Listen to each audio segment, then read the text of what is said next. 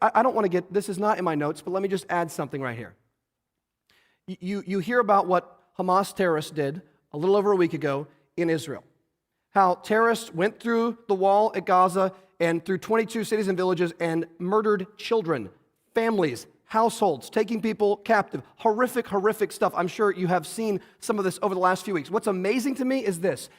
There's even a cry in the secular heart to say, justice must be done. This is wrong. It must be dealt with. Where's that coming from?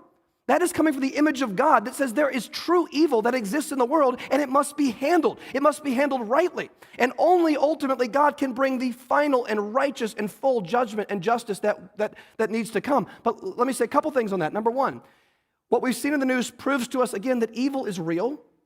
Number two, it proves to us justice is something that we need to have happen. But here's the third point that gets overlooked.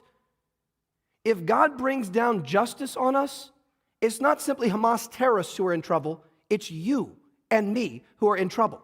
If we are not in Christ, then we are exposed with our own sin. It may not look as outwardly obvious as the terrorism that we're seeing, but we have our own gossip and slander and God-hating and disobedient to parents and lustful and prideful and jealous and envious and living for all the wrong things and worshiping all the wrong things. If God brings justice, guess who gets it?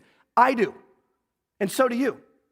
So we do need justice, but we need a God of grace who can usher in the kingdom and it can save us by his blood. And Jesus is telling us in this story, if we come to him with our need, if we come to him asking for mercy, if we come trusting that he's the Son of David, he's the powerful one, he's the merciful one, then guess what?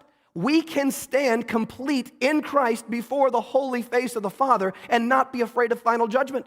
Instead, we can be confident, like 1 John says, when we see him, we will see his face, we'll become like him because we will see him as he is.